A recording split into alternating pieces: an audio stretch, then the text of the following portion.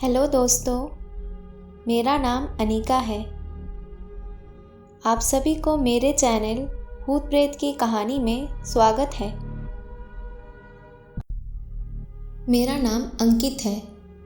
मैं हैदराबाद का रहने वाला हूँ और मैं एक आईटी कंपनी में जॉब करता हूँ। मुझे आईटी कंपनी में जॉब करते हुए 2 साल हो गए हैं। मेरे साथ एक दिन एक दिल दहला देने वाली घटना घटी। इस घटना के लगभग 3 साल हो गए हैं। उस दिन को मैं कभी नहीं भूल सकता और मैंने इसे बहुत भूलने की कोशिश की, लेकिन ये एक काले धब्बे की तरह मेरे दिमाग में चिपक गया है। उस दिन मैंने टिंडर पर एक लड़की के साथ पहली डेट की थी, जिसका नाम था रिया। इस लड़की से मेरा टिंडर पर ही मुलाकात हुई थी। मुझे यकीन नहीं हो रहा था कि मैं इतनी खूबसूरत लड़की के साथ डेट पर जाने वाला हूँ। हम दोनों ने टिंडर पर ही बहुत ज़्यादा बातें की और फिर जाकर डेट का दिन डिसाइड किया। मैं उस दिन के लिए बहुत ज़्यादा एक्साइटेड था। हम दोनों प्रताप नगर के एक कैफ़े में जाकर मिले।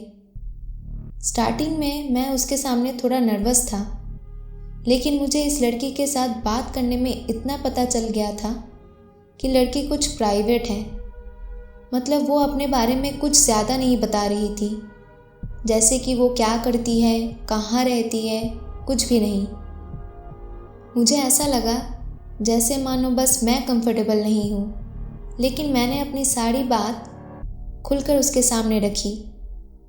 मैं उससे ज़्यादा से ज़्यादा खुलने की कोशिश कर रहा था, पर कुछ 1 घंटे बैठने के बाद उस लड़की ने मुझसे कहा, सुनो, मैं तुम्हें जो जो बताने वाली हूँ उसे ध्यान से सुनना। मैं भी थोड़ा इस बात को लेकर एक्साइटेड हो गया कि आखिर कौन सी बात है जो मुझे वो बताने जा रही है। उसने कहा, तुम मुझे बहुत अच्छे लड़के लग रहे हो और तुम पर ट्रस्ट भी कर सकते हैं, और मुझे तुम्हें ऐसी बात बतानी है जिसे सुनकर शायद तुम यकीन ना करो, लेकिन ये बिल्कुल सच है। असल में मैं दिल्ली में 3 दिन पहले आई हूँ और मैंने यहाँ पर एक फ़्लैट लिया है, और जब से मैं इस फ्लैट में रह रही हूँ तब से मैं 3 दिन से सो नहीं रही। मुझे उस फ्लैट में रहने में बहुत ज़्यादा अजीब लगता है। ऐसा लगता है जैसे मेरे फ्लैट में और भी कोई रहता है, पर वो दिखता नहीं है। मुझे बहुत ज़्यादा डर लगता है अपने फ्लैट के अंदर। मैं ये सारी बात बहुत ध्यान से सुन रहा था। रिया ने कहा, मैं चाहती हूँ कि आज तुम मेरे साथ मेरे घर चलो। रिया के ये कहते ही मैं मन ही मन बहुत ज़्यादा खुश होने लगा। मुझे लगा कि शायद ये इसका तरीका है मुझे आज अपने साथ अपने घर ले जाने का। मैंने कहा, ठीक है, बिल्कुल जाएंगे। रिया ने कहा, देखो, तुम मेरे साथ मेरे घर तो चल रहे हो, लेकिन वहाँ पर ऐसा कुछ भी नहीं करेंगे जैसा तुम मन में सोच रहे हो। पर पता नहीं क्यों मेरे भी मन में कुछ ना कुछ प्रश्न उठ रहे थे। उसकी आंखों में मुझे भी डर दिख रहा था। पर खैर, उसके घर में ऐसा कुछ है या नहीं, या मुझे सच में कुछ ऐसे इरादों के लिए वो घर पर ले जा रही है, वो तो मुझे उसके घर पे जाने के बाद ही पता चलेगा। करीब रात के 10 बजे हम दोनों उसके घर में पहुँचे।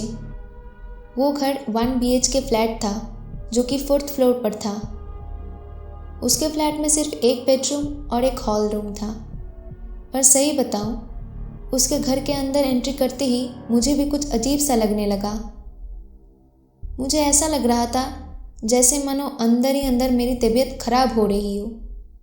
उसके घर से कुछ अजीब सा स्मेल आ रहा था। फिर हम दोनों उसके बेडरूम में पहुँचे और हमने रात भर बहुत सारी बातें की। उसके बातों से लग गया था कि आज रात हम दोनों के बीच ऐसा कुछ भी नहीं होने वाला है। मैंने भी बहुत ट्राई करने की कोशिश की और उसने हमेशा मना कर दिया। थोड़ी देर में बात करते करते वो सो गई और मैं जगा रहा। उसके सोने के बाद मैं बैठ के फ़ोन चला रहा था। बेडरूम का दरवाज़ा खुला हुआ था और बेडरूम के दरवाजे से हॉल देखा जा सकता था। हॉल में सिर्फ एक सोफ़ा और एक टेबल रखा हुआ था।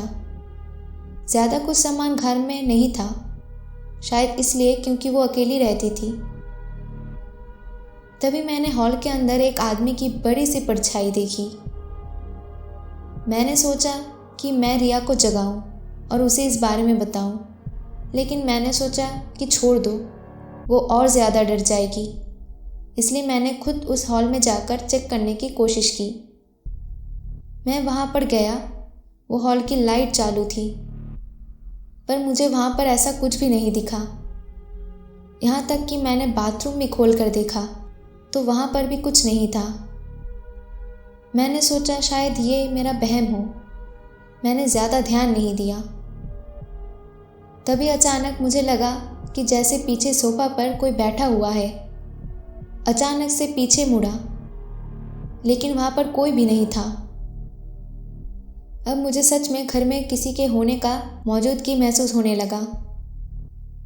अब मुझे भी थोड़ा थोड़ा डर लगने लगा था। मैंने थोड़ी देर बाद फिर से एक परछाई देखी। अब मेरे हाथ पैर कांपने लगे थे। मेरे दिल की धड़कन ज़ोर ज़ोर से धड़कने लगी थी। अब मुझे ये फील हो रहा था कि यहाँ पर कोई ना कोई ज़रूर है। यहाँ पर कोई घोस्ट या कोई आत्मा तो है। मुझे लगा अब जाकर रिया को उठाना सही रहेगा। मैं भागते हुए उसके पास गया तो मैंने देखा वो अपने बेड पर है ही नहीं। आखिर वो कहाँ गई? बेड उतना ऊंचा था नहीं कि कोई इंसान उसके नीचे जा सके। मैं जस्ट अभी अभी बेडरूम से हॉल में गया था जहाँ पर रिया नहीं थी। आखिर इस 2 रूम के अलावा वो कहाँ जा सकती है?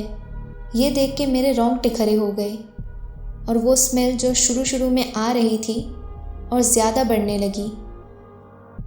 तभी अचानक मुझे किसी के चलने की आवाज़ सुनाई दी। ऐसा लगा कि कोई मेरे नज़दीक ही आ रहा हो। फिर अचानक से लाइट ऑफ हो गई। मैं पसीने से पूरी तरह भीग गया था। मेरे मुंह से कुछ आवाज़ नहीं निकल पा रहा था। मुझे कुछ गलत होने का एहसास होने लगा तो मैंने जल्दी से टेबल पर रखी अपनी कार की चाबी उठाई और सीधा फ्लैट से भागा। मैंने अपना कार चालू किया और सीधा अपने घर पर जाकर रुका।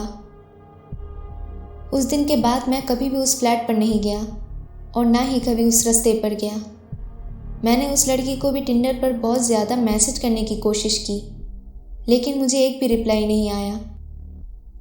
साथ ही कुछ दिनों के बाद उसका टिंडर प्रोफाइल डिलीट हो गया और उस दिन के बाद मैंने भी अपना टिंडर अकाउंट हमेशा के लिए डिलीट कर दिया। दोस्तों, ये रही आज की स्टोरी। आप लोग को ये स्टोरी कैसा लगा कमेंट करके ज़रूर बताइए। दोस्तों, अगर आप लोग के पास भी कोई रियल हॉरर स्टोरी है तो आप मेरे दिए हुए इंस्टाग्राम आईडी या मेल आईडी पे भेज सकते हैं। और इस चैनल को लाइक, सब्सक्राइब, शेयर करना ना भूलें। थैंक यू दोस्तों।